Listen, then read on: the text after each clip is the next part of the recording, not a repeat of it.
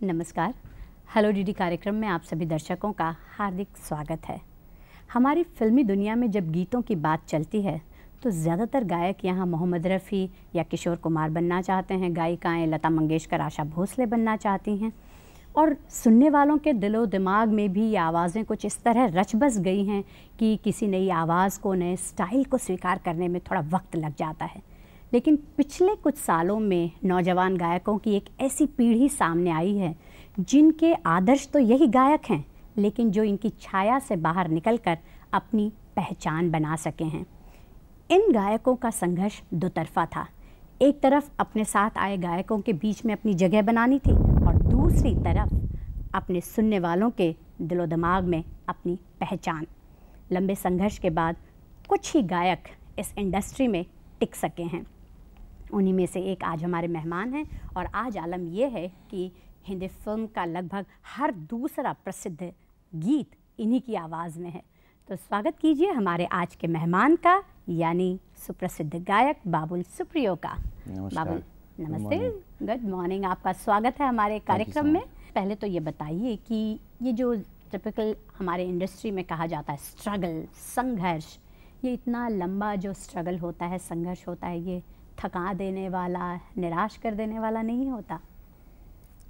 देखिए, मैं पहली बात तो मैं ये मानता हूँ कि एक आर्टिस्ट का स्ट्रगल जो है वो कभी ख़त्म नहीं होता है, उसका स्टेज चेंज होता है। अच्छा। जब मैं यहाँ 9 साल, 9.5 साल पहले, 10 साल पहले आया था जी। तब आलम कुछ और था और मुझे ना मैं किसी को जानता था, ना मुझे इंडस्ट्री के बारे में कुछ पता थी। तो मुझे मालूम था कि जो स्ट्रगल आगे रखा हुआ है मेरे लिए, it was a very legitimate struggle, क्योंकि मैं स्टेज में भी बहुत ज़्यादा नहीं गाया बंगाल में और बचपन से गाना सीख रहा हूँ, गा रहा हूँ, लेकिन प्रोफेशनली एक सिंगर बनने के लिए आपको बहुत कुछ सीखना पड़ता है। I am talking about techniques, mic के सामने भी और उसके बाहर भी। तो मेरे ख्याल से जिस इंडस्ट्री में इतना नाम, शोहरत, सब कुछ लिखा हुआ है, वहाँ स्ट्रगल होना ज़रूरी है। और आदमी जब काम करे, जब स्ट्रगल करे तो ही काम सीख सकता है और अच्छा काम कर सकता है। It's very legitimate. जी, अभी हम बात कर रहे थे, आपने बताया कि आप अच्छी खासी बैंक की नौकरी और सब छोड़ छाड़ के यहाँ चले आए, ऐसे कैसे साहस कर लिया? यस, आई फेल्ट कि जो गाना गाने की जो क्षमता है वो एक it's a free gift from God. और अगर आपको ऐसा रियलाइजेशन हो जाता है अर्ली एज में, अगर आपको ऐसा लगता है कि उस गिफ्ट को लेके आप लोगों तक पहुंच सकते हैं, I think you have a certain obligation towards yourself. आपको वो चांस लेना चाहिए। It's one life one chance. अगले बार you never know what is happening, going to happen in my next life. So मुझे लगा था कि बैंक में नौकरी तो आम लोग करते ही हैं। इनफैक्ट आम लोग का मतलब है कि that's the way life should be. You should get a good job, अच्छी नौकरी आपको मिलना चाहिए, that's the way you should be. But गाना गाने से मुझे हमेशा बहुत खुशी मिलती थी। I used to feel very good. तो मुझे लगा कि I should take this struggle a little ahead and try to, उसी शहर में स्ट्रगल करना चाहिए जिस शहर में मैं अपना करियर बनाना चाहता हूँ, यानी कि हिंदी फिल्म इंडस्ट्री। तो आज जहाँ पर हैं तो इसी तरह के सपने देखे थे जो कुछ आजकल हो रहा है आपके साथ? ज़रूर, मैं सपने तो यही देखा था, वो बिल्कुल बदला नहीं है। लेकिन ये समझ लीजिए कि मुझे मालूम था कि एक टनल के थ्रू मुझे गुजरना है और I saw light at the end of it. मुझे लग रहा है कि थोड़ा बहुत लाइट दिख रहा है। I am not going to say anything कि मैं किसी मकाम तक पहुंच गया हूं, क्योंकि मुझे मालूम है कि यहाँ हर फ्राइडे इतने पॉपुलर गाने गा लिया और अभी तक आप कह रहे हैं कि थोड़ा लाइट दिख रहा है। मैं समझता हूँ कि एक प्लेबैक सिंगर की जो ज़िंदगी है उसमें 32, 33, 34 का जो एज है, दैट्स वेरी इंपॉर्टेंट। एंड मैंने बहुत पेशेंटली इंतज़ार किया काम सीखने के लिए और मुझे I was waiting for this age, this time, जहाँ मुझे लगता है कि एक प्लेटफॉर्म बन चुका है जहाँ से मैं मेरे स्ट्रगल को, जैसे मैंने आपको कहा कि स्ट्रगल का हर स्टेज होता है, उस स्ट्रगल को एक और स्टेज आगे लेके जाना चाहता हूँ। बाकी आई फील, मुझे ऐसा लगता है कि अब मैं काम सीख चुका हूँ। मुझे अच्छा गाना क्या चीज़ होती है वो मुझे पता चल गया है। बस मैं अच्छे गाने ढूंढ रहा हूँ। जब तक अच्छा गाता रहूँगा गाने हिट होंगे। तो किस उम्र में ये जुनून, ये नशा चढ़ा था कि प्लेबैक सिंगर बनना है?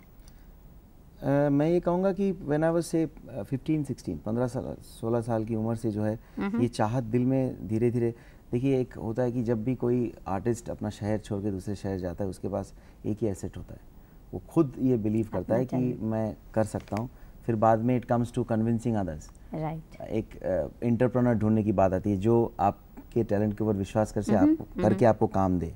तो उस टाइम पे I was fighting with my self, अपने आप के साथ मैं जूझ रहा था कि जो मैं सपना देख रहा हूँ। 1986 में कलकत्ता में बहुत बड़ा प्रोग्राम होता, बॉम्बे में भी हुआ था, होप 86। मैंने बहुत बड़ा एक खत मैंने लिखा था किसी बंगाली स्टार को, इनफैक्ट मिठुंदा को, जो मेरी डैडी के हाथ आ गए। तो वो भी डर गए कि ये क्या नया सा फिल्मी भूत सवार हो गया दिमाग पे। तो उस वक्त से अपने आप को कन्विंस करने की जो बात है वो शुरू हो गया था, प्रोसेस शुरू हो गया था। एंड आई फेल्ट कि जब मुझे 21 साल की उम्र में नौकरी मिल गई, तब मुझे लगा कि अब जो है ज़िंदगी एक पटरी पे आ गई, and this is not what I wanted to be. ये मैं नहीं करना चाहता हूँ, वन लाइफ वन चांस। तो उस वक्त मुझे लगा कि अब अगर मैं छोड़ के नहीं जाऊँ तो ये चाहत जो है वो रह जाएगी। यार 40-45 साल की मैं उम्र में मैं वो रिग्रेट नहीं करना चाहता कि काश मैं नौकरी छोड़ के चला गया होता, काश मेरी गाने की जो क्षमता है उसको लोगों तक पहुँचाने की मैंने कोशिश की होती। क्या होता अगर मैं सक्सेसफुल नहीं होता? It wouldn't have made news. कोई खबर नहीं होता कि Babul Supriyo face, because I was no one then. I was a noun. Noun is the name of anything. I would have been anything. It was just not successful. So मैं खुश हूँ कि मैंने कोशिश की है। पर वो उस 21-22 साल के लड़के को डर नहीं लगता घर बार व्यवस्थित जिंदगी छोड़ कर आ जाना? कभी नहीं डर लगा, कभी नहीं डर लगा, क्योंकि जैसे मैंने आपको कहा था कि मुझे वो रोशनी दिखाई दी थी टनल के एंड में, और मैं अभी भी उसको ढूंढ रहा हूँ। और मुझे कभी भी नहीं लगता है कि मैं सक्सेसफुल हूँ नहीं सक्सेसफुल हूँ, क्योंकि हमारा जो फ़न है, जो प्रोफेशन है प्लेबैक सिंगिंग, उसमें फेयर अमाउंट ऑफ हेल्पलेसनेस है। आप जब आप स्टूडियो से निकलते हैं ये सोच के कि आपने एज अ सिंगर 200% अच्छा काम किया है, पता चलता है कि कभी फिल्में अच्छी नहीं चलती है, वो गाने लोगों तक पहुंचता नहीं है। तो ये एक ऑनगोइंग स्ट्रगल है। हर फ्राइडे आप एक्सपेक्ट करते हैं कि ये फिल्मों में मेरे जो गाने हैं पिक्चर हिट हो जाएं और गाने लोगों तक और ज़्यादा रह जाए। तो आई एम हैप्पी कि पिछले 3 साल में मुझे काफ़ी गाने मिले, लोगों ने मेरे गाने पसंद किए। ये सारी बात करेंगे। फ़ोन आया है आपके लिए बुल्ढाना से, गोपाल का। हेलो गोपाल। Hello hello. हाँ जी, पूछिए सवाल गोपाल। हेलो बाबुल जी। हाँ जी, नमस्कार। नमस्कार, बोलिए। मैं आपसे एक बात पूछना चाहता हूँ। हाँ। मैं आपका बहुत बड़ा फैन हूँ। Thank you so much. मुझे आपका एक गाना सुनना है। मेरा गाना सुनना है? हाँ। मैं तो सिर्फ गाना ही गा रहा हूँ भाई साहब, आप तो मेरे इंटरव्यू सुन रहे हैं। आप थोड़ी देर मुझे बात करने दीजिए। मैं सिर्फ गाना ही गाता हूँ और गाने ही आप लोग सुनते हैं। आप गाना सुनना चाहेंगे अभी? ठीक है, तो बाद में गाइए, लेकिन एक गाना सुनना जरूर। अच्छा ठीक, मैं जरूर सुनाऊंगा। गोपाल, ऐसा है कि अभी तो शुरुआत हो रही है, हम तो एक नहीं आपको बहुत से गाने दिखाने सुनाने वाले हैं। गला गर्म हो जाए, आवाज़ गर्म हो जाए, मैं ज़रूर आपको सुनाऊंगा। आप प्लीज़ देखते रहिए इंटरव्यू ना। अच्छा ये बताइए बाबुल कि आपके दादाजी एनसी बुराल साहब, वो खुद बहुत नामचीन कंपोज़र थे वेस्ट बंगाल में, और बहुत ही कम उम्र से उन्होंने मुझे गाने के अंदर जो उन्होंने हमारे घर पे जो एक माहौल था, संगीत का माहौल था, वो बहुत अच्छा ऑर्गन बजाते थे और के साथ गाते थे। गंगा किनारे हमारा घर था, कलकत्ता से अराउंड 40 किलोमीटर दूर, बैंडल करके एक जगह में, हुगली करके एक जगह में। तो मुझे कभी ज़िंदगी में ऐसा सिचुएशन फेस नहीं करना पड़ा जब मुझे डिसाइड करना पड़े कि मैं सिंगर बनना चाहता हूँ कि नहीं, क्योंकि जब से मैं कॉन्शियस हूँ, आई एम अ सिंगर। मैं हमेशा गा रहा हूँ। और मेरे दादाजी जो हैं, हालांकि वो बेसिकली डिवोशनल गाना गाते थे, डिवोशनल गाना कंपोज करते थे, लिखते थे, बट उन्होंने कभी मुझे डिस्करेज नहीं किया। मैं कभी कोई फोक सॉन्ग कहीं से सीख के रेडियो में सुन के डैडी उनको जाके सुनाता था, मुझे अच्छा। कभी किशोर कुमार साहब की यूडलिंग उनके सामने करता था, तो he never discourage me to try different things. तो संगीत का जो एक नशा है वो क्या चीज़ होती है, वो मैंने बहुत बचपन में मेरे घर पे ही मैंने वो देख लिया। मेरे डैडी जो हैं, मेरे अंकल, मेरे बुआएं, सारे लोग जो है बहुत अच्छे गाते थे। पूरा परिवार सुरीला परिवार है, बहुत सुरीला परिवार है। और हमारे घर पे जो भी होता था, जन्मदिन बोलिए, कोई दुख का क्षण कुछ भी हो, हम लोग संगीत में ही दादाजी के सामने बैठ के हम लोग सेलिब्रेट करते थे या मौन करते थे, whatever it the situation is to be. तो वो एक था अंदर। और हर साल डॉन बॉस्को में टैलेंट कॉन्टेस्ट में एक गाना सीख के जाना, और मैं हर साल almost every year has to get the award there. All India Don Bosco 2 बार जीता मैंने, 83, 85 में। तो इट वाज देयर, संगीत था, it was a very very integral part of my life. All India level पर कंपटीशन जीतना स्कूल के बच्चे के लिए वो कैसा फीलिंग होती है? वो तो बहुत ही हीरो बन गया स्कूल के। अच्छा लगता था, क्योंकि हम बैंडल से लिलुआ जाते थे कलकत्ता के पास, और वहाँ सारी डॉन बॉस्को के फुल सारी पूरे इंडिया से सारे स्कूल्स आते थे, तो it was more fun, more football, more cricket, क्या बात है, and less of singing, but yes of course singing got me the college. अगला फोन मुंबई से ही आपके लिए विजय कुमार का। हेलो विजय जी। हेलो। हाँ जी। हाँ जी, इसमें बाबुल सुप्रियो जी जो किए थे सवाल, मतलब बाबुल सुप्रियो जी से सवाल करना है कि कहो ना प्यार है में जो सफलता इन्हें मिली है गाने की, इससे इन्हें कैसा लगा?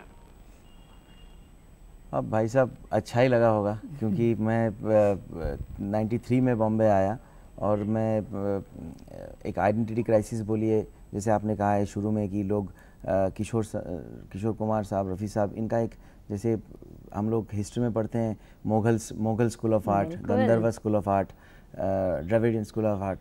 आप मंदिर देख के आपको पता चलता है कि ये किस टाइप की आर्ट स्कूल है। वैसे सिंगिंग में भी किशोर साहब, रफ़ी जी, मुकेश साहब, इनका एक स्कूल, तो मैंने किशोर दा को फॉलो करते हुए आने के बाद मुझे काफ़ी संघर्ष करना पड़ा, अब भी कर रहा हूँ, एक अपनी चीज़ लोगों के सामने लाने के लिए। तो जब कहो ना प्यार से वो लाइमलाइट मिला, it's very important to become, वो जो ट्रांजिशन है, आप अच्छा गाते हो और आप हिट गाने गाते हो, ये जो ट्रांजिशन है, वो चाय की कप और होंठ के बीच की जो दूरी है, वो बहुत कम दिखता है, लेकिन वो बहुत ही महत्वपूर्ण एक दूरी है। इस गाने के बारे में कुछ बताइए, कैसे मिला ये गाना? राजेश रोशन साहब जो हैं हमारे बहुत ही सीनियर, और he is like one of the better persons, the best persons I have met in Bombay ever. हमेशा उनके पास जब मैं जाता था शुरुआत से, वो कहते थे कि बेटा वेट कर, तू गा सकता है, अच्छा गाएगा, don't worry, I will give you the right song. और वो सही गाने का जो इंतज़ार है वो लंबा था, लेकिन it actually changed my life in Bombay. कहो ना प्यार है में सेकेंड हाफ में ऋतिक रोशन के लिए एक नई आवाज़ उनको चाहिए था, और मैं कहूँगा कि उन्होंने बहुत बड़ा रिस्क लिया, क्योंकि आप अगर ध्यान से सुनेंगे तो मैंने गाना बहुत ज़्यादा अच्छा नहीं गाया। It was probably one of the सबसे बड़ा गाना था मेरी ज़िंदगी में उस वक्त, तो I was too bog down with the situation, too conscious about, too tense about the entire recording schedule, but बहुत ही पेशेंस के साथ उन्होंने मेरे से गाना गवा लिया, and the results are for people to see and hear. I'm very very thankful to Rajesh Roshan sahab and Rakesh Roshan ji for having taken that risk, and having given me that, वो गाना मुझे जो उन्होंने दिया, it did change my life। Atul आपसे बात करना चाह रहे हैं जलगांव से। हेलो अतुल। नमस्कार। Hi Atul. Hello hello hello hello hello, नमस्कार। नमस्कार। नमस्कार। मुझे एक बात पूछनी थी आपसे। बोलिए। आपने किशोर कुमार जी को ही अपना आदर्श माना हुआ है, तो उसका कारण मैं आपको पूछना चाहता हूँ कि आपने किशोर कुमार जी को ही क्यों माना है? देखिए, प्लेबैक सिंगिंग का मतलब है कि साउंडिंग लाइक अ हीरो। आप जब भी स्क्रीन पे आपकी आवाज़ आए तो ऐसा लगना चाहिए कि जैसे कोई हीरो गा रहा है।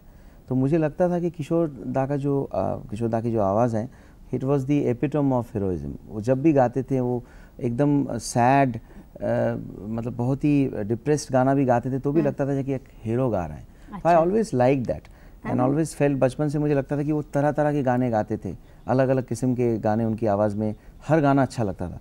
तो मुझे ऐसा लगता है कि प्लेबैक सिंगिंग के लिए जो आवाज़ में जो हीरोइज़म चाहिए, शायद किशोर दा को मैंने शुरुआत में उनको इतना सुना और उनको नकल करने की कोशिश की है। आइडलाइज जो है वो एक अच्छा टर्म है, आप ऐसे छुपाने के लिए कहते कि आई आइडलाइज्ड हिम, बट असली बात तो ये कि मैंने उनको कॉन्शियसली नकल किया है। तो उससे जो है, उस वक्त तो मेरा अपना कोई गाना था नहीं। आने के बाद भी मैंने शानू दा के इतने गाने गाए, उदित नारायण साहब, अभिजीत जी जो हमारे सीनियर्स थे, उनकी गाने जो है स्टेज पे मैं गाता था। तो इनसे मैंने बहुत कुछ सीखा। और जैसे मैंने कहा है कि किशोर दा को सुनते सुनते प्लेबैक सिंगिंग क्या चीज़ होती है, उसका एक क्लियर पिक्चर दिमाग में था। तो मुझे कैसा गाना है और मैं क्या गा रहा हूँ, वो फ़र्क जो है वो आपको दिखाई देता है कि मैं क्या गा रहा हूँ और क्या हो सकता है। कहीं पर बाबुल आपको ऐसा लगता है कि हमारे बंगाल के जितने सिंगर्स हैं, यानी अब परंपरा वहाँ से शुरू कर लें, पंकज मलिक साहब से, पंकज मलिक साहब, फिर हेमंत कुमार जी हो गए, फिर मन्ना डे, फिर किशोर कुमार साहब, है ना, तो अब अभिजीत और बाबुल सुप्रियो, यस, कुमार शानू। तो आपको नहीं लगता कि कहीं पर ये पूरे में एक स्ट्रीम, कहीं पर एक कॉमन तार सबसे जुड़ा हुआ है, लगभग एक सा स्टाइल? कहीं मिष्टी दोई खाइए और बंगाली मिठाई खाइए, रसगुल्ला खाइए, तो जो है फेस भी थोड़ा ऐसे ही रसगुल्ला टाइप होता है और आवाज़ जो है वो भी मीठी हो जाती है। और इसका सीक्रेट क्या है, ये तो मैं ऐसे लाइव कैसे बताऊं। अच्छा, आप लोग का जो ये प्रोग्राम है इतने लोग देखते हैं तो वो सीक्रेट ही रहने दीजिए, but yes do have a lot of mishti though, it will help you. क्या बात है। हाँ, ये और बात करेंगे हम। फिलहाल कानपुर से फ़ोन है आपके लिए। Hello hello hello. Hello Babul Supriyo जी, हाँ जी, हाँ जी। नमस्कार। हाँ जी, मैं ये पूछना चाहता हूँ, आपने जो गाने गाए हैं अब तक, आपको सबसे पसंदीदा गाना कौन सा है? आपका पसंदीदा गाना आपके गाए गीतों में? पहले बात तो ये है कि कानपुर शहर से आप कह रहे हैं, कानपुर शहर से हमारा बहुत मशहूर, मैं जब मैं इनको दादा कहता हूँ, बहुत प्यार भी करता हूँ, अभिजीत दा, वो भी कानपुर शहर से ही है। अच्छा। और अगर पसंदीदा गाने की आप बात करें तो देखिए, एक बात मैं शुरू में कहना चाहता हूँ कि हर अच्छा गाना हिट नहीं होता है और हर हिट गाना भी अच्छा नहीं होता है। तो ऐसे कई अच्छे गाने हैं जो पिक्चर नहीं चलने की वजह से लोगों के सामने, लोगों तक नहीं पहुंचा। तकलीफ नहीं होती तब? बहुत होती है, बहुत तकलीफ होती है, but I think that is film industry is all about कितना कष्ट और आप सह सकते हैं और कितना पेशेंट आप बन सकते हैं। सब्र और मेहनत का फल जो है वो हमेशा मीठा नहीं होता है, ये तो मैंने सीख लिया इस इंडस्ट्री में। एंड फेवरेट गाना आप बोलेंगे, दिल का रिश्ता कुछ दिन पहले पिक्चर आई थी, उसमें मेरा टाइटल सॉन्ग था, is one of my favourite songs, Nadeem Shravan ji का कंपोजिशन है और गुनगुना के थोड़ा सा गज़ल टाइप का गाना है थोड़ा सा। दिल का रिश्ता बड़ा ही प्यारा है, कितना पागल ये दिल हमारा है, हम तो एक दूसरे पे मरते थे। बहुत खूबसूरत गाना था। अभी भी एतबार पिक्चर में राजेश रोशन जी का ही म्यूज़िक में, जो अमिताभ बच्चन जॉन अब्राहम वाली जो पिक्चर है, बहुत ही खूबसूरत गाना था। वो भी गाना ज़्यादा बजा नहीं। ज़मीन में हिमेश के लिए बहुत अच्छा खूबसूरत गाना। So there are lot of songs जो मेरे दिल के बहुत करीब है, जो जब मैं स्टूडियो में गाया मुझे लगा कि I want to see the twinkle in the music directors eyes.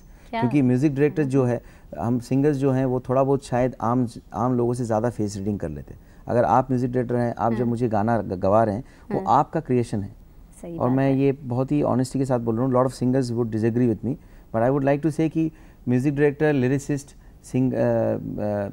जो है डायरेक्टर्स, वो बैठ के गाना बनाते हैं पिक्चरों के लिए, फिर सिंगर को बुलाया जाता है। It's like a white screen, उनका एक आपका ख्वाब है और आप मुझे ब्रश दे रहे हैं कि इस पे गाना को पेंट, गाने को पेंट सौंपने जैसा है। तो हम कोई भी अच्छा सिंगर एक अच्छे गाने को अच्छा ही गा लेगा। इट्स नॉट अबाउट मी और यू नो। तो मुझे ऐसा लगता है कि जब आप, ऐसे कई गाने होते हैं जब गाने के समय या गाने के बाद आपको म्यूजिक डायरेक्टर की आंखों में वो ट्विंकल दिखता है, आपको लगता है कि मैंने एज अ आर्टिस्ट मैंने उनका जो गाना है उसको मैंने सही रूप दिया है, सही रूप मैंने पेंट किया है। बट जैसे मैंने पहले कहा है कि प्लेबैक सिंगिंग में थोड़ा बहुत हेल्पलेसनेस है। अच्छे गाने एज एन आर्टिस्ट जब आपको लगता है कि आपने 200% किया है, वो गाने का ऐसा एक चांस रहता है कि वो लोगों तक ना पहुँचे। But I think that is part of life. अगर आप 20 गाना गा रहे हैं तो उसमें से 3 ही लोगों तक पहुँचेगा, ये सोच के हर गाना अच्छा गाना चाहिए, 100% होना चाहिए। तो मैं वही कोशिश कर रहा हूँ। और पहले मेरा जो एफिशिएंसी है, मैं कितना गा सकता हूँ, वो एफिशिएंसी समझ लीजिए जब से मैं बॉम्बे आया हूँ वो 30% से शुरू हुआ। एक गाना मुझे दिया गया है, बोलता है 100 गाओ, तो मैं 30 ही गा सकता था। It's because of a lot of things. सीखने में टाइम लगता है। तो अब मुझे लगता है कि मैं थोड़ा बहुत आगे पहुंच चुका हूं, तो गाने 100% गाने तक शायद वहां तक पहुंचना बहुत मुश्किल है, नामुमकिन ही है समझ लीजिए, लेकिन फिर भी अपनी कोशिश 60-70% तक आ चुका हूं। एंड फॉर द रेस्ट मैं बातों से नहीं कह सकता हूं। जब तक आप लोग मेरे गाने सुनेंगे यू विल नो कि कौन सा गाना मैं अच्छा गा रहा हूं, कौन सा बुरा। अगला फोन पटना से है, अमित का। हेलो अमित। हेलो। हाँ जी। जी मैं पटना से अमित बोल रहा हूँ। नमस्कार। मुझे बाबुल सुप्रियो जी से एक सवाल करना था। हाँ। कि किशोर कुमार जी में ही ऐसी क्या खास बात है जो उनको अपना इंस्पिरेशन चुना, जबकि और भी कई ऐसे बॉलीवुड में सिंगर्स थे जो हो सकता है उनसे बेहतर गाते हों या फिर उन्हीं के समकक्ष उनकी गायकी की प्रतिभा थी। देखिए, आप क्रिकेटिंग वर्ल्ड में आप देखिए, कंटेम्पररी प्लेयर्स में मैथ्यू हेडन है, सचिन तेंदुलकर है, इंजमाम उल हक है, सनत जयसूर्या है, रिकी पॉन्टिंग है। There are not hundreds but कम से कम 10 ऐसे खिलाड़ी हैं जो सही में बहुत बड़े खिलाड़ी हैं। तो आप उसमें से किसी एक को ही अपना आइडल मानते हैं, किसी एक को ही आप चुनते हैं। आप Sachin Tendulkar, Ricky Ponting, Matthew Hayden, Steve wash सबको फॉलो नहीं कर सकते। आपका जो घराना है, आपको एक किसी को आप आइडल मानते हैं, फेवरेट मानते हैं। तो किशोर कुमार साहब मेरा फेवरेट था। वो एक it happened inside of me. मैं उनको जब बचपन से सुना, मुझे अभी भी मालूम है कलकत्ता के नितिन इंडोर स्टेडियम में मैंने उनके कई ऐसे लाइव प्रोग्राम्स देखे हैं। और है, जैसे मैंने पहले कहा है, India had produce the best singers in the over the years, लेकिन मुझे किशोर कुमार साहब जो हैं सबसे ज़्यादा उन्होंने टच किया है। And I felt from inside that that is the way I want to सिंग।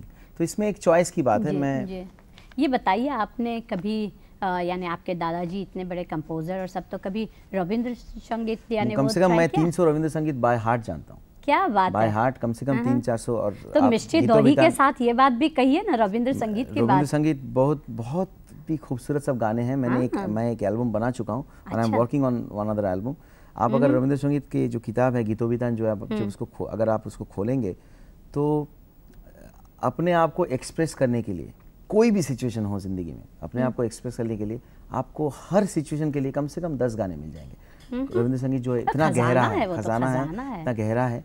और मेरे दादाजी जो थे वो मुझे शाम को 7 और 8 के बीच में उनका एक छोटा सा पत्थर का, उनको बंगला में खल बोलते हैं, उसमें अदरक और थोड़ा सा शहद देके बना के मुझे थोड़ा सा देते थे चम्मच में। वो खा के मैं उनके साथ फिर 1 घंटा मैं ऑर्गन के पास में खड़ा हो जाता था एक स्टूल पे, और वो हर दिन मुझे या तो एक रविंद्र संगीत सिखाते थे या एक उनके अपने गाने सिखाते थे। और नेक्स्ट डे जब मैं गंगा किनारे फुटबॉल खेलने के बाद, सूरज ढलने के बाद जब मैं उनको मिलने जाता था, वो गंगा किनारे टहलते थे शाम को। अच्छा। उनको मिलने के लिए जब मैं जाता था तो वो बोलते थे कि कल जो गाना मैंने सिखाया, उनके हम उम्र ओवर 80 ओवर 75 काफ़ी उनके दोस्त लोग हैं थे, वो बैठे रहते थे, तो बोलते कल जो गाना मैंने सिखाया वो ज़रा सुनाओ। और तरह तरह की चीज़ वो मुझे सिखाते थे। कभी शैली की कोई कविता उन्होंने बाय हार्ट करवा दिया, कभी वर्ड्सवर्थ। तो बहुत बचपन से उन्होंने ही put that philosophy into me that music और art is all about goodness, it's all about feeling good. तो I think I carried that on in later years. And Rabindra Sangeet was a very मेरे ज़िंदगी का एक बहुत अहम हिस्सा है रविंद्र संगीत। तो सारा खजाना, सारे संस्कार वहाँ से मिले हैं। इट्स बंगालियों के लिए, in fact even for the entire India, हिंदुस्तानियों के लिए जी, इट्स बहुत फक्र की बात है इसकी हमारे बीच में ऐसे एक जी हाँ आर्टिस्ट ही कहेंगे उनको। हर चीज़ उन्होंने किया है, उन्होंने पेंटिंग भी किया है। कितने अलग अलग शेड्स हैं उनके उसके। अच्छा ये बताइए, याद है बाबुल सुप्रियो ने सबसे पहला गाना स्टेज पर किस उम्र में और क्या गाया था? ज़रूर, पहला गाना मैं स्टेज पे कौन सा गाया, लेकिन इतना तो शायद मुझे याद नहीं, लेकिन डॉन बॉस्को में पेरेंट्स डे में मैं कई ऐसे गाने होते थे जो मैं गाता था।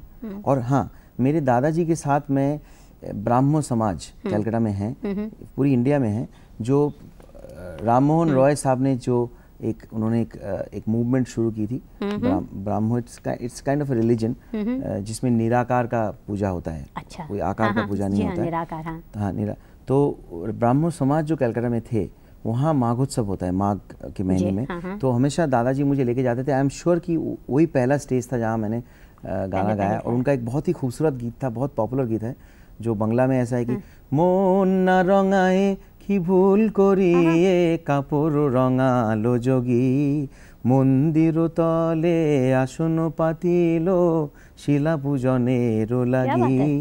इसका मतलब जो है बहुत कमाल है कि जब एक आदमी सोचता है कि मुझे साधु बनना है या मुझे सन्यासी बनना है, घर छोड़ के मुझे भगवान का पुजारी बनना है, तो सबसे पहले जो वो करता है कि वो अपना वस्त्र जो है उसका कलर चेंज, गेरुआ वस्त्र पहन लेता है। लेकिन वो दादाजी ये कहना चाह रहे थे कि सबसे पहले अपने मन को रंगीन, सबसे पहले अपने मन को चेंज करो, उसको बदलो, उसके बाद कपड़े बदलो। क्या बात है। तो ये सिर्फ कपड़ा बदलने से और भगवान के सामने शीला पूजा करने के लिए बैठने से आदमी चेंज नहीं होता। It was a fantastic song and it really moved me at that age. अगला फोन सतारा से आपके लिए योगेश का। Hello Yogesh. Hello. Hello. Hello. हाँ योगेश, टेल मी।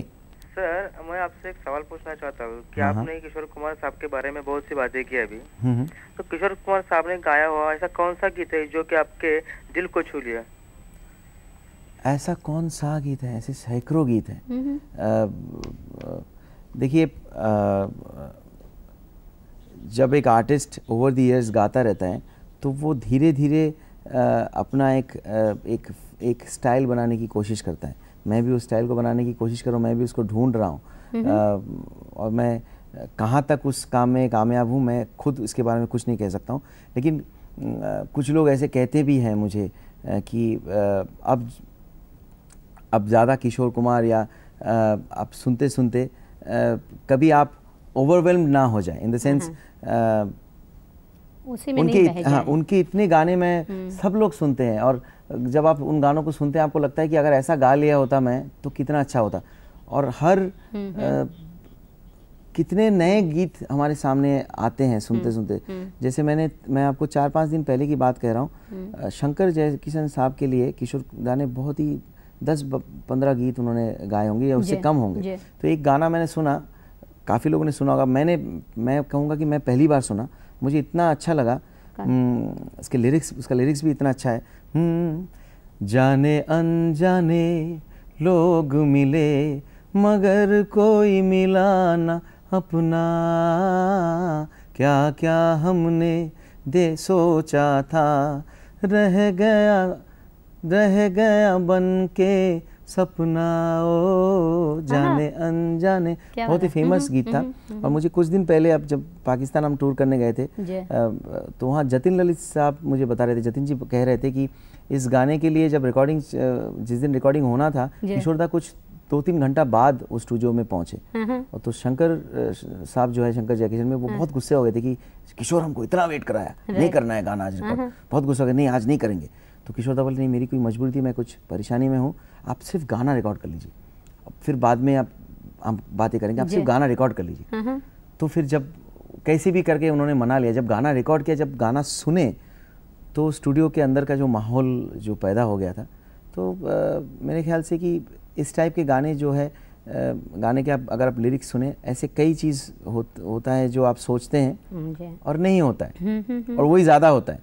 तो ऐसे गाने जो आपको इंस्पायर करता है, एंड यू फील दैट अगर आप सही में अच्छा गाएंगे तो हम दर्शकों को ये दिखाएं कि बाबुल सुप्रियो के भीतर किशोर कुमार जो इतने समाये हुए हैं, वो खुद बाबुल सुप्रियो किस तरह उन्हें पेश करते हैं। बाबुल, हम लोग इस रीमिक्स की बात करेंगे, फिलहाल एक फ़ोन ले लें, राजस्थान से पाकिया चक्रवर्ती का। हेलो। हेलो, नमस्कार। नमस्कार। हेलो, नमस्ते मैडम। हाँ जी, नमस्ते जी, पूछिए। आप कैसे? मैं ठीक हूँ, नमस्कार। কেমন আছেন? हेलो, পাপিয়া চক্রবর্তী বাঙালি হবেন আপনি? বাবুল দা কেমন আছেন? ভালো আছি। বাবুল দা, বলুন। আমি বর্ডার সিকিউরিটি ফোর্সে আমার হাজবেন্ড চাকরি করে, আমি রাজস্থান থেকে বলছি। हाँ हाँ, बोलून। अच्छा, मेरा यही सवाल है कि मैं भी थोड़ा बहुत गाना गा लेती हूँ। हाँ हाँ, तो मैं बस आपसे थोड़ा हेल्प चाहती हूँ। अगर कभी भी आपसे कॉन्टैक्ट करना तो कैसे करूँ सर? देखिए, बाकी इसके लिए सबसे आसान तरीका ये है कि आप दूरदर्शन फ़ोन करें और यहाँ से बाबुल जी के पास पहुँचिए, है ना। देखिए, कई लोग ऐसे पूछते हैं कि मैं, एड्रेस मिलेगी, बाबुल दा का एड्रेस मिलेगी? मैं आपको दे दूंगा, शो ख़त्म हो जाने दीजिए, इसके बाद दूरदर्शन का एड्रेस आएगा, आप उसमें भेज दीजिए, मुझ तक पहुंच जाएंगे। लेकिन अब जब मैं कह रहा हूँ वो सुन लीजिए, किसी को मत ढूंढिए, अपने आप के अंदर अपने आप को ढूंढिए। देखिए, बॉम्बे एक ऐसा शहर है जहाँ अगर आप अच्छा गाएंगे तो आपका नाम होगा ही, कोई नहीं रोक सकता है। It's such a commercial place. भले लोग कुछ भी स्ट्रगल पॉलिटिक्स इसकी बात करें, मैं बताऊंगा कि मैं बहुत खुश हूँ। ये एक ऐसा शहर है, जब आप अच्छा गाते हैं, वो थोड़ा बहुत हिट फ्लॉप्स तो होता ही रहता है, but when ever you sing, अच्छा आप गाते हैं, आपका काम जब अच्छा होता है, भले वो काम लोग ना सुने, या कोई एक्टर कोई पिक्चर में बहुत अच्छा काम करे, वो लोगों तक ना पहुंचे, लेकिन उस एक्टिंग से, उस काम से उसको दूसरा काम मिलता है। तो एक ऐसा शहर है, और दूसरे लोगों से हेल्प मत मांगिए, अपने आप को हेल्प कीजिए। अगर जो भी सिंगर्स आज गा रहे हैं, जिनका भी नाम है, वो अपने लिए तो गाते ही हैं, लेकिन उनका मेन काम है कि वो गाना कैसेट में, सीडी में आप लोगों तक भेजा जाता है, उसको सुनिए। अगर आपको कहीं लगता है कि उनमें से आप उससे भी आप अच्छा गा सकते हैं, तो कृपया बॉम्बे आ जाइए, क्योंकि आपका नाम फिर होगा ही। बिकॉज ये एक कमर्शियल सिटी है, एंड आई फील कि हम लोग जो है कमोडिटी है। वी नीड इन्वेस्टर्स जो हमारे ऊपर इन्वेस्ट करें विद द फीलिंग कि इसके ऊपर 10 रुपये इन्वेस्ट किया जाए तो 12 वापस मिल सकता है। मैं फाइनेंस गाही हूँ, मैं बैंक में नौकरी किया हूँ, तो मैं इस तरीके से मैंने पहले से ही ऐसा ही सोचा है। तो हाँ, शायद गॉडफादर कोई हो तो बहुत अच्छी बात है, लेकिन अगर आपको गॉडफादर नाम ही मिले, यहाँ बहुत ऐसे लोग हैं जो थोड़ा थोड़ा जनरस हेल्प आपको करते रहे हैं। एक एक म्यूजिक डायरेक्टर आपको एक एक गाना देते रहे, एक एक प्रोड्यूसर डायरेक्टर आपको एक एक अच्छी फिल्म में आपको थोड़ा थोड़ा सपोर्ट करते रहे, तो सब मिलके जो है तो बाबुल उन वो लोगों तक ग्रो अप हो पहुंचना जाता है। भी तो मुश्किल होता होगा ना। मुश्किल तो होगा ही। अब देखिए मैं 93 में बॉम्बे आया हूँ 21-22 साल की उम्र में, और आप 2004 में मेरा इंटरव्यू ले रहे हैं। तो ये 10 साल अगर मैं नहीं गुजारा होता तो आप थोड़ी मेरे इंटरव्यू लेते। तो ये काम, जिस काम में इतना नाम है, इतना पैसा है, इतना शोहरत है, इतना प्यार लोगों से मिलता है, तो उसमें मुश्किल तो होगा ही। और अब इनसे ज़्यादा मुश्किल मेरा काम है, क्योंकि अब मेरा नाम हो चुका है, मैं कुछ अच्छे गाने गा लिया। अब लोग जहाँ भी मैं मिलूंगा लोग मुझे पूछेंगे कि अगला अच्छा गाना कौन सा आ रहा है, अगला ये गाना क्या है। एक्सपेक्टेशन बढ़ जाता है। तो अगर आप नाम होने के बाद आप अच्छा काम नहीं करते हैं तो आप लोगों के नज़र से गिर जाते हैं। तो मेरा काम, जो जिन्होंने राजस्थान से फ़ोन किया था पापिया चक्रवर्ती, उनसे ज़्यादा मुश्किल है। तो मुश्किल जो है वो तो है ही। ऋतिक रोशन का काम कितना मुश्किल था, उन्होंने कहो ना प्यार में इतना अच्छा काम किया, he needed to prove that, and he was such a great artist. फिल्में किसी वजह से it didn't reach the audience, but he again proved it with Koi Mil Gaya. So वो जो बीच का जो ट्रांजिशन पीरियड था, it is harder than any other artist can actually go through. So it is there. मुश्किल तो काम है, तभी जाके अब जब वो मुश्किल बात को आप क्रॉस कर लेते हैं, आपको इतना प्यार मिलता है और आपको इतना अच्छा लगता है कि चलो ये गाना हिट हो गया, बहुत अच्छी बात है। तो it's hard, it's suppose to be hard. Legitimate struggle, मैं हमेशा कहूँगा जो भी स्ट्रगल बॉम्बे में है, इट्स वेरी लेजिटिमेट। मेरा कोई शिकवा, कोई गिला नहीं है। मतलब जिन लोगों ने लगता है इस शहर में अकेला आदमी आए, हाँ, अपनी जगह बना लेता है। कितने लोग हैं, कितने लोग हैं, आप देखिए कितने सैकड़ों लोग हैं जो अकेले आए हैं। और शाहरुख खान साहब हैं जो अकेले आए हैं और अपना एक मकान बना लिया, बॉम्बे शहर को अपना बना लिया, ऐसा है। और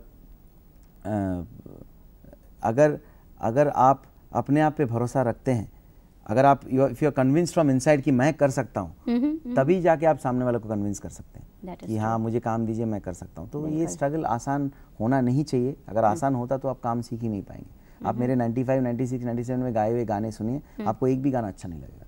मैं आपको दावे के साथ कह रहा हूँ, मुझे मालूम है पूरा इंडिया सुन रहा है। अभी ये मैं यही सोच रही थी कि हिम्मत चाहिए। आपने अपना सितारों की महफिल वाले गाने के लिए भी कह दिया, मैंने ठीक नहीं गाया। अभी कह रहे हैं आपके 95, 96 में आप सुनिए, मुझे आपको अच्छा नहीं लगा। मैं उस वक्त काम सीख रहा हूँ और मुझे आई am not at all confuse. मुझे एग्जैक्टली मालूम है मैं क्या बोल रहा हूँ और मैं क्या सोच रहा हूँ। और अगर लोग सुन रहे हैं तो मेरे बातें सुन रहे हैं, अगर वो मुझे मेरे गाने सुनेंगे तो उनको पता चल जाएगी मैं गलत नहीं कह रहा हूँ। खंडवा से फोन है आपके लिए।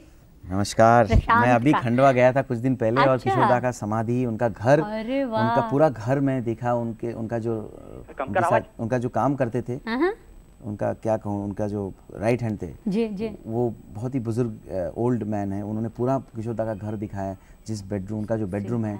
I must say that someone should do something about it. टूटा फूटा पड़ा हुआ है। It should be. सुनिए प्रशांत क्या पूछ रहे हैं। बोलिए हेलो प्रशांत। हेलो। हाँ जी पूछिए। हेलो। हाँ प्रशांत जी बोलिए। हाँ सर, आप अभी कुछ दिनों पहले। हेलो। हाँ जी, मैं खंडवा गया था। आप अभी कुछ दिनों पहले खंडवा आए थे? हाँ आया था, बोलिए। तो वहाँ पर मैंने आपका प्रोग्राम देखा था। हाँ। मैं आपका बहुत बड़ा फैन भी हूँ। Thank you so much. तो आपको आपकी आवाज बोलिए कुमार सानू जी से बहुत मेल खाती है। हाँ, क्योंकि कुमार सानू साहब भी कहा जाता है। कुमार सानू। तो आप उस चीज को किस प्रकार से एक्सेप्ट करते हैं? देखिए, अगर आप लोगों ने जिस टाइम पे, जैसे मैंने कहा 94, 96, 97, 98, 99, आप 98, उस वक्त के आप मेरे गाने सुनेंगे तो आपको उस वक्त मैं आइडेंटिटी क्राइसिस से गुजर रहा था। वो भी लेजिटिमेट आइडेंटिटी क्राइसिस। मुझे मौका तभी मिलता था जब उदित जी या शानुदा या अभिजीत दा कोई नहीं मिलते थे, वो अवेलेबल नहीं होते, तभी मुझे मौका मिलता था। And beggars can't be choosers, to be very frank. उस वक्त मुझे माइक के सामने जब मैं खड़ा होता था, अगर मुझे कहा जाता कि शानुदा नहीं है वैसे गाओ, मुझे वैसे गाना पड़ता। और अगर कहते थे कि आज अभिजीत दा नहीं है तो वैसे गाओ, उदित जी नहीं है वैसे गाओ, तो मुझे वैसे ही गाना पड़ता था। और अगर आप लोगों को ऐसा लगा है कि उस वक्त मेरे आवाज़ जो है वो शानुदा से मिला है, तो वही सच्चाई है। मैं बोल के उसको चेंज नहीं कर सकता हूँ। तो मुझे गाने दीजिए, जैसे जैसे मैं गा रहा हूँ। आज आपको मेरे आवाज़ जो अच्छा लग रहा है, आप मुझे 99 में आपने मेरा इंटरव्यू क्यों नहीं लिया? बिकॉज शायद ये जो कह रहे हैं वही सच है। I did sound like very close to Kumar Shanu. और उस वक्त जब मैं आया था, आप देखिए सब लाइन से इन लोगों की गाने हिट था जी। तो ऑब्वियसली मैं स्टेज पे जाऊं और पहला नशा गाऊं, उदित जी का गाना गाऊं या शानुदा का कुछ ना कहो गाऊं, बाबुल सुप्रियो के स्टाइल में। Who is Babul Supriyo?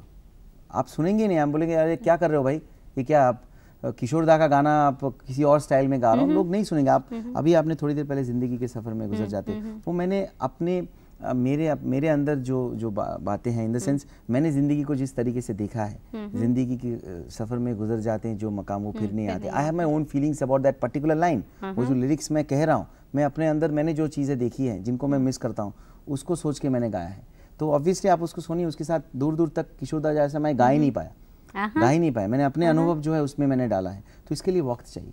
और आइडेंटिटी क्राइसिस जो है वो एक कोई भी एक सिंगर की ज़िंदगी में वो एक बहुत ही महत्वपूर्ण एक टाइम है। आप उसको क्रॉस करके जगह बना सकते हैं कि नहीं, वही टेस्ट है। और ये काफ़ी देर से होल्ड कर रहे हैं, पुणे से फोन है। हेलो, एसटीडी दे रहे हैं, सुबह थोड़ा हाई रेट से होता है। हाँ बोलिए जी। हेलो अजीत, हाँ जी पूछिए। हम हेलो, मैं पुणे से अजीत बोल रहा हूँ। बोलिए अजीत जी, बहुत ही अच्छा शहर है आपका। बोल रहा हूँ। मैं आपसे ये पूछना चाहता हूँ कि शास्त्रीय संगीत का कितना महत्व है गायक के लिए, या सिर्फ गुनगुनाना ही काफी है? नहीं, आप क्लासिकल म्यूजिक देखिए, ये बहुत ही इट्स अ नॉर्म कि वो सिर्फ गुनगुनाते हैं और गायक बन जाते हैं। नहीं। हालांकि हम सब सिंगर्स ये मानते हैं कि जो आवाज़ की जो क्वालिटी है, ये जो गाना गाने की जो क्षमता है, वो definitely it's a God gift. और हमारा जो स्टोरी है, जो कहानी है, वो भगवान से शुरू होता है और वहीं पे एंड होता है। तो शास्त्रीय संगीत जो है वो मैं नहीं मानता हूँ कि प्लेबैक सिंगिंग में, आप कोई भी सिंगर को पूछ लीजिए, ये बहुत ही एक नॉर्म है ऐसा कहना कि क्लासिकल सीखिए और बहुत रियाज़ कीजिए। रियाज़ करना चाहिए, लेकिन प्लेबैक सिंगिंग के लिए अगर सच्चाई कहें तो बहुत ज़्यादा क्लासिकल आप ना ही सीखे तो अच्छा है। अच्छा, यस, अगर आप सही रियाज करने से ही आवाज़ अच्छा नहीं होता। अगर रियाज करने से आवाज़ अच्छा हो गया होता तो मैं मतलब कई ऐसे सिंगर्स हैं जो बहुत रियाज करते हैं, लेकिन उनकी आवाज़ जो है, मतलब मैं जो नए न्यूकमर्स की बात कर रहा हूँ, तो सही रियाज करना बहुत ज़रूरी है। और आप जो गाना आप गा रहे हैं, उस गाने के लिए जिन चीज़ों की ज़रूरत है, अगर आप वो चीज़ें आप गला से निकाल सकते हैं, you have to be in the right shape of mind, body and voice. तो बहुत आप बनना चाहते हैं प्लेबैक सिंगर, आप गाना चाहते हैं देखा ना है सोचा ना या कुछ, और आप एकदम उल्टा ही कुछ रियाज कर रहे हैं, वो भी सही नहीं है। तो आप क्या बनना चाहते हैं, उस गोल को सामने रखिए, सामने रख के जो आपके आवाज़ के लिए जो आपको ठीक लगता है, आप एक अच्छा गुरु एक होना चाहिए। आप रियाज कीजिए, उससे आपको बहुत फ़ायदा होगा। सिर्फ क्लासिकल टेक्निकल चीज़ों में मत जाइए। लता जी की कोई भी गाने उठा लीजिए, आशा जी की गाने उठा लीजिए, बहुत ही आसान सा गाना होगा, लेकिन वो गाना गाने में जो तकलीफ होती है और अच्छे तरीके से गाने में जो मुश्किल होती है, उसके साथ क्लासिकल का कोई संबंध नहीं है। It's just a frame of mind.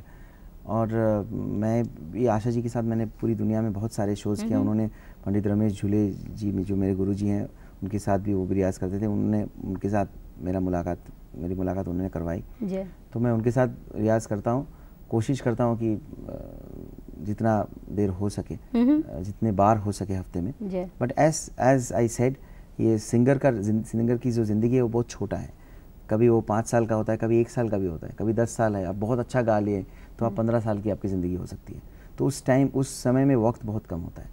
तो जितना मिले समेट लो वाला फीलिंग रहती है। नहीं, I don't believe in make hay when the sun shines. I don't believe in that, क्योंकि हम जो सिंगर्स होते हैं, जो आर्टिस्ट होते हैं, वो थोड़ा बहुत लुनेटिक होता है। चांद का बहुत बड़ा एक असर होता है हमारे ऊपर।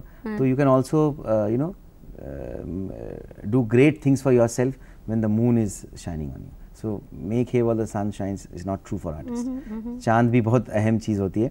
और कई बार ऐसा होता है कि आप टाइम जो है, वक्त जो है, वो आपके कंट्रोल में नहीं होता है। आप ये चाहते हैं कि रोज़ 12 बजे सो जाएं, लेकिन कहीं आप 4 बजे रिकॉर्डिंग से वापस आते हैं, तो नेक्स्ट डे आपका 10 बजे रिकॉर्डिंग है, तो आप 8 बजे उठ के आप रियाज करेंगे तो आपका गला और थक जाएगा। उससे बेटर आप 9:30 बजे तक सोइए और आराम से शांति से आप स्टूडियो जाइए। So there are lot of things which you learn कि आपके लिए which works for you, that's most important. क्या सही है। कोई सुबह उठ के रियाज करता है, कोई रात को करता है। If it works for you, fine. अच्छा, आपने फिल्मी गीतों के अलावा अपने प्राइवेट एल्बम्स वगैरह भी आपके? मेरा डेब्यू सोलो एल्बम जो है, सोचता हूँ, अभी 1 साल पहले रिलीज हुआ था और उसको इस साल MTV अवार्ड मिला है। Best debut male. हालांकि मैं डेब्यूटेंट तो हूँ नहीं, लेकिन indeed this was my debut solo album. इसके पहले मैंने एक डुएट एल्बम बनाया था अलका याग्निक जी के साथ, खोया खोया चांद, वो भी लोगों को काफ़ी पसंद था, सॉफ्ट रोमांटिक गाना था। लेकिन सोचता हूँ से मुझे जो बूस्ट मिला है मुझे बड़ा अच्छा लगा। नहीं, पर इसकी ज़रूरत क्यों महसूस होती है? देखिए, ज़रूरत इसलिए है कि आप कोई भी आर्टिस्ट को पूछिए कि आपका फेवरेट एक्ट कौन सा है, आपका फेवरेट रोल कौन सा है, आपका फेवरेट किरदार कौन है, वो शायद ऐसा ही कोई रोल के बारे में कहेगा। एक सिंगर को पूछिए आपका फेवरेट गाना कौन सा है, वो मोस्टली ऐसी कोई गीत के बारे में बात करेगा जो उसका खुद का नहीं है, which is not his own. किसी और के आप डस्टिन हॉफमैन को पूछिए which is your best role, will talk about a role played by Tom Hanks. हाँ, तो ऐसा है। तो ऐसे ही हम लोग, जैसे मैंने आपको बहुत पहले कहा कि अच्छा गाने के सिवा प्लेबैक सिंगर का काम जो है वो काफ़ी मुश्किल काम है। कोई भी गाने को अच्छे से गाना आसान काम नहीं है, लेकिन जब गाना बनता है क्रिएटिव प्रोसेस में सिंगर का कोई हाथ नहीं होता है कि लिरिक्स कैसा होना चाहिए या धुन क्या होना चाहिए, म्यूजिक क्या। हम जब स्टूडियो पहुंचते हैं, ट्रैक भी रेडी होता है, लिरिक्स भी हमारे सामने रखा जाता है और धुन भी बना हुआ होता है, सब वी गेट अ मतलब तैयार खाना हमको दिया जाता है। आई एम वेरी थैंकफुल कि I am in that profession जहां हमको ऐसा तैयार खाना परोसी हुई रहती है। Yes, it's a very I am very thankful. Sorry, आपको रोक रही हूँ, लातूर से फोन है, जरा ले लेते हैं मनोज। आप कैसे हैं? How is your city doing? आपका शहर हेलो जो है, मनोज। आपका शहर वो कैसा है अभी? मैडम जी नमस्ते। नमस्ते जी, मैं मनोज बात कर रहा हूँ लातूर से। आपका शहर कैसा है अभी? आप लोग कैसे हैं? मैं आपको ये सवाल करना चाह रहा हूँ। फ्रॉम मुंबई, अभी इनका प्रोग्राम देख रहा हूँ मैं। मुझे उनसे पूछना था कि I mean apart from singing you got a very good photogenic face, आपका जो चेहरा बहुत ही बढ़िया है। What you try for acting? अब हर वक्त हम लोग तो एक्टिंग कर रहे हैं भाई साहब। बिकॉज़ आई थिंक नहीं, शायद मनोज जी, शायद इसीलिए वो जो एल्बम होता है ना उसमें फिर शक्ल भी दिखती है। नहीं, और बिलीव कीजिए, सोचता हूँ आप वीडियो अगर देखेंगे, अगर आप दिखा रहे हैं, आप देखिए, मैं उस टाइम काफ़ी हेवी था। I was 95 kilos at one point of time, now I am 78 79। But मैंने अब जो है लोगों की आदत बन गई है कि वो अच्छा कुछ सुनने के साथ अच्छा कुछ देखना चाहते हैं, और मैं बिल्कुल अच्छा नहीं दिखता था। मैंने पर्पसली, आप देखिए पूरी गाने में आपको मैं मुश्किल से 30 सेकंड दिखूंगा। अब जो वीडियो बनेगा शायद मैं उसमें थोड़ा ज़्यादा हूँ। और एक्टिंग की बात जो है, आप कैमरा के सामने हम एक्टिंग नहीं करे तो अच्छा है, आम जिंदगी में बहुत एक्टिंग करना पड़ता है। देखिए अच्छा, अगला फ़ोन राजेंद्र का है, पहले ये बात कर लें फिर इस एल्बम की बात करेंगे। हेलो राजेंद्र। हाँ जी, आप पूछिए सवाल। हाँ जी, बाबुल जी नमस्कार। नमस्कार। नमस्कार जी, मैं पंजाब के शहर अमृतसर से राजेंद्र सिंगारी बोल रहा हूँ। सत श्री अकाल जी। मैं आपसे एक सवाल पूछना चाहता हूँ। आजकल जितने भी सिंगर्स आ रहे हैं सभी ज्यादातर किशोर दा को फॉलो कर रहे हैं और रफी जी को फॉलो करते हैं कुछ सिंगर्स। क्यों नहीं ये सिंगर्स हेमंत जी, कलश जी, केएल सहगल, मन्ना डे, महेंद्र कपूर, मुकेश को क्यों नहीं फॉलो करते? खास करके मुकेश जी और महेंद्र जी को क्यों नहीं फॉलो करते? क्या इनका गाने का ढंग बहुत डिफिकल्ट था, मुश्किल था, या आजकल इनकी आवाज को पसंद नहीं किया जाता? इसका क्या कारण है? खास करके तो मैंने ये देखा कि किशोर दा को ही सभी फॉलो करते आ रहे हैं, बहुत कम सिंगर्स है। इसके बारे में जरा प्लीज बताइए। जैसे इनके राजेंद्र जी से पहले जिन्होंने हमें सवाल किया था, वो कह रहे थे कि आप एक्टिंग क्यों नहीं करते। अब देखिए, तरह तरह के सवाल आते हैं, हमें एक्टिंग करनी पड़ती है। इसके अगेंस्ट में जो इसका जो रिप्लाई है, वो सच्चाई जो है, वो मैं जो सोचता हूँ वो मैं कह नहीं सकता हूँ। लेकिन बात यह है कि ये चॉइस की बात है। किशोर दा की जो आवाज़ है उसमें एक यूथ था। मैं आई कैन नॉट से दिस थिंग्स बिकॉज लोग कह सकते हैं कि भाई रफ़ी साहब, मुकेश जी, मन्ना दे, हेमंत कुमार, जिन लोगों की इन्होंने नाम किए, सबकी आवाज़ में अपनी खासियत रही है। तो I think old order change it yielding place to the new, बहुत ही फेमस शेक्सपियरियन लाइन है। तो the old order is changing, नई आवाज़ें आ रही हैं। और ये तो हैं, लेजेंड्स हैं, इन्होंने इतने सारे गाने गाए हैं जो हमारे सामने। आप कोई भी शॉप में जाइए तो आपको बाबुल सुप्रियो का मुश्किल से एक कैसेट दिखेगा, आपको किशोर दा, रफ़ी साहब, मुकेश जी से भरा हुआ दुकान दिखेगा, उनके एल्बम से भरे हुए आपको रैक्स दिखेंगे। They are so much around us. वो कहाँ, they are not history, they are all part of a present. तो हो सकता है कि it's a matter of choice, कौन किसको फॉलो करना चाहते हैं, ट्रेंड क्या है। I really wouldn't know what the reason could be, इसका कारण क्या हो सकता है। लेकिन हाँ, ये जो कह रहे हैं ये एक सच्चाई है कि इट्स ट्रू कि शानुदा, विजित दा, विनोद राठौर, मैं, हम लोग Shan, we come from that same school, Kishore Kumar style of singing. हाँ, हम जब ये एल्बम देख रहे थे आपका, और आप बता रहे थे उस समय आप 90+ आपका वजन हो चुका था, हाँ जी, वेट उस समय। तो आपको क्या लगता है कि वो देखकर फिर लगा कि नहीं और गले के साथ फिजिकल फिटनेस भी ज़रूरी है? देखिए, एवरी प्लेबैक सिंगिंग में तो के साथ वेट का कोई लेना देना नहीं है, लेकिन अब एक साथ दौर है कि जब, जैसे मैंने आपको कहा है कि प्लेबैक सिंगिंग में सिंगर का को बहुत कुछ करने का मौका नहीं मिलता है, जो मैं अधूरी रह गई थी, उनका सवाल आ गया था। तो ऐसे कई गीत हैं जो मैं सुनता हूं तो मुझे लगता है कि ऐसा ही गाना अगर गाऊं तो मैं कैसा होगा। तो ऐसे कुछ ऐसे कुछ ख्वाब, कुछ ड्रीम्स, कुछ अनरियलाइज्ड ड्रीम्स जिसको कहते हैं, उसका एमलगमेशन होता है एल्बम। जब बेसिक एल्बम सिंगर बनाते हैं तो वो अपने तरीके से गाने बनाते हैं, जो गाना वो हमेशा गाना चाहा वैसे टाइप के कुछ गाने बनाने की कोशिश करते हैं। सोचता हूँ ऐसा ही था, सोचता हूँ गाना जो है वो that was the last song recorded. 8 गाने चुनने के बाद रिकॉर्डिंग जब हो रहा था उस वक्त this idea came into my mind and I narrated it to my music director Sami Maroof and they did it. तो मुखड़ा जो है वो शब्द को तोड़ तोड़ के यूडलिंग करना, that was an idea which I tried to do. इसमें कुछ 15-16 ट्रैक हार्मोनीज है जो मैंने खुद किया है। I called a very famous English chorus singer Suzanne and I said कि आप नहीं गाओगे, मैं गाऊंगा, आप मुझे बताओ क्या गाना है। तो नई चीज़ करने का जो मौका ये मैं फिल्मी गाने में नहीं कर सकता हूँ, क्योंकि जब मैं स्टूडियो में जाता हूँ तो एग्जैक्टली सबको मालूम है कि वो मेरे से क्या चाहते हैं। I can not do this experimentations unless the music director is willing to do it. मेरे हाथ में नहीं होता है। तो जब एल्बम आप बना रहे हैं, हालांकि अदनान सामी साहब के आने के बाद ऐसा ज़रूरी नहीं है कि आप वेट लूज़ करें पॉपुलर होने के लिए, बट नॉर्म ऐसा है कि अगर आप अच्छा दिखें तो उसमें बुराई नहीं है। और मुझे when I was 94 was not comfortable, तो मैंने घर पे एक जिम बनाया, फुल फ्लेजेड जिम बनाया, फिर भी वेट कम नहीं हुआ। लेकिन एक आदमी एक्साइटेड होता है, सबको बोलता है कि मैंने घर पे जिम बनाया, लेकिन मेरे चेहरे से ऐसा नहीं लगता था कि मैं जिम बनाया और कुछ कर रहा हूँ उस जिम में। तो मुझे अपने आप पे हंसी आने लगी कि भाई बाबुल सुप्रियो, आप सबको कह तो रहे हो कि टोरंटो से मैं सारे सामान लेके आया, सारी चीज़ें लेके आया, तो मैं एक्साइटेड होकर लोगों को बोलता था कि मैं बहुत अच्छा जिम बनाया, कभी आके देखना। लेकिन मुझे देख के किसी को ऐसा नहीं लगता था कि मैंने जिम बनाया।